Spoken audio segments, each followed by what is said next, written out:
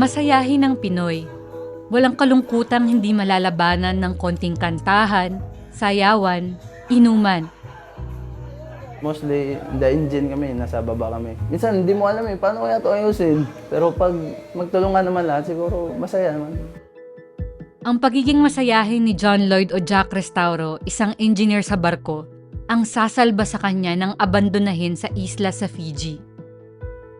Parang bukid yun Parang isla yun So, wala kaming bahay, wala kaming Tapos di mo alam. So, gabi pa. So, yun, sa akin nakatakot yun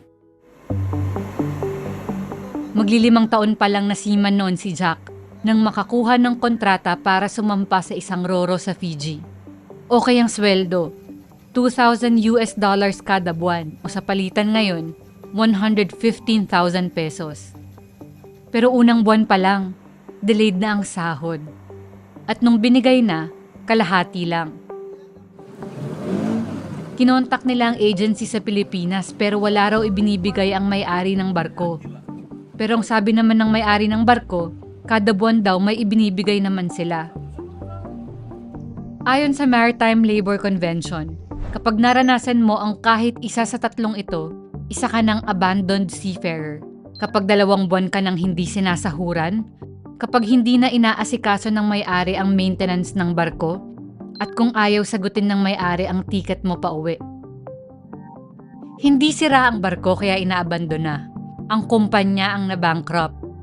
At kaysa pauwiin ng mga seafarer at asikasuhin ng barko, iiwan na lang sila kahit sa ang lupalop pa ng mundo. Hinahayaang mabulok ang barko, umitim ang tubig, at mawalan ng kuryente at makakain. 2 taong stranded si Jack sa Fiji. Wala siyang sahod, walang pambili ng ticket pa uwi. Dahil walang maipadala, huminto sa pag-aaral ang 2 niyang kapatid na siya lang ang bumubuhay. Kinailangan pang sumaklolo ng mga kapitbahay para makabayad sila ng renta at kuryente. Mahilig makipag-basketball si Jack sa mga Pinoy kapag nag-shore leave sa Fiji. Isang araw, nang nag-shore leave para makipagkita sa mga inspector at magpasaklolo, hindi na pinabalik si Jack sa barko.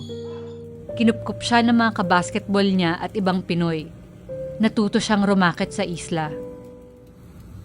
Mag-install ng shower, mag-welding, yung sideline na house cleaner, o kaya mag-ano ng buko, yung taga-bukas, 2 taon bago siya mapauwi. Noong 2024, may 312 na barko sa buong mundo ang inabandona, pinakamarami sa nakaraang 14 na taon. Top 4 ang Pinoy sa pinakamaraming naabandona noong 2024. At sa huling 5 taon ay lagi tayong nasa top 5. Sa abandonment, ang daling takasan ng obligation ng owner sa vessel pag tinakbuhan niya na yung obligation niya.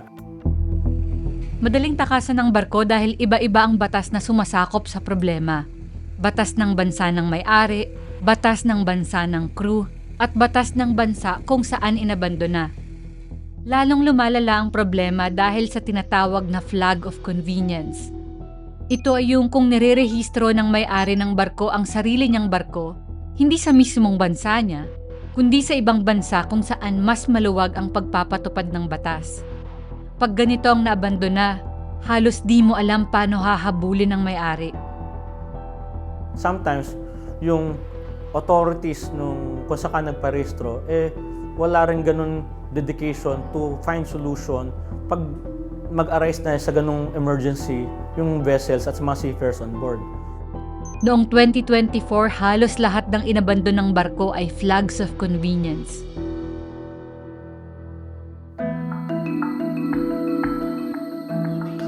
Ang ikinakatakot noon ni Angel Brito nang maabandona sila sa United Arab Emirates sa kalagitnaan ng pandemic, malapit na silang maging dead vessel pagkatapos ng 6 na buwan. Minsan na siyang nakaiwas sa mga pirata, pero hindi niya alam paano malulusutan ang mawalan ng maiinom na malinis na tubig.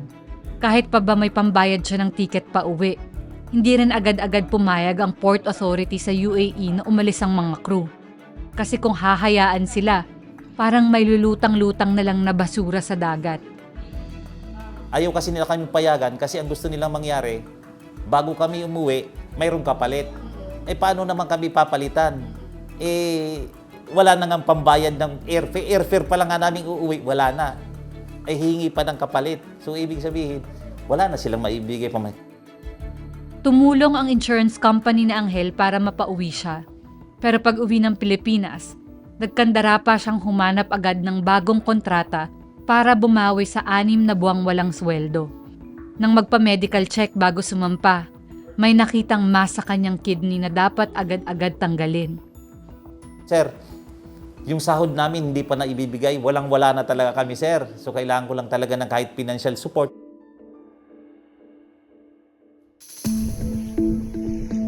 Dahil nga sapaw-sapaw ang legal jurisdiction ng seafaring industry, ang hirap magparusa.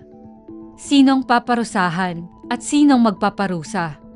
Ang inaasahan ng mga marino ay ang database na naglilista kung sino ang mga may abandoned ship.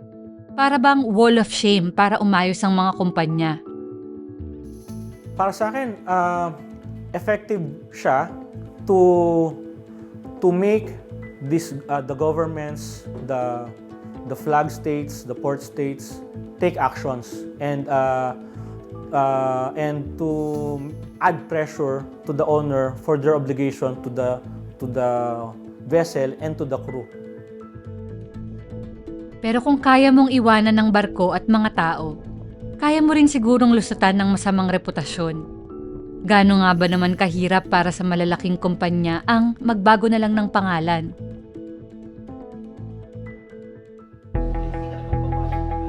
Retirado na si Angel. Tama na raw ang halos 3 dekadang pagmamarino. Kasi mas nababantayan mo sila, nabibigay mo yung time, tsaka yung happiness, iba talaga yung pagkapiling mo ang pamilya. Bagong kasal at bagong tatay naman si Jack. Patapos pa lang ang mga kapatid niya at kakabayad lang din niya ng mga utang. Sa dagat pa rin ang patutunguhan niya. Sana raw sa mga susunod na maabandona, umaksyon agad ang gobyerno ng Pilipinas para mapauwi sila at huwag na maghintay sa agency. So, siguro ang ano ko is yung,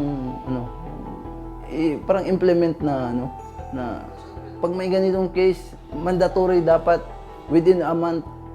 So, if yung agency na yun, pag ayaw magbigay talaga, kasi nga, ayaw talaga eh. So, ibig sabihin, for life ka nang naghihintay.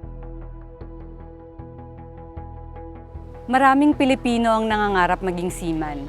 Maganda ang sahod, makakalibot ka sa buong mundo. Pero kapalit nito, susuong ka sa bagyo, sa malalakas na alon, sa giyera, sa mga pirata at madalas sa kalungkutan. Sobra-sobra ng problema ang pag-abandona. Mula dito sa port area sa Manila, Lian Buan, Rappler.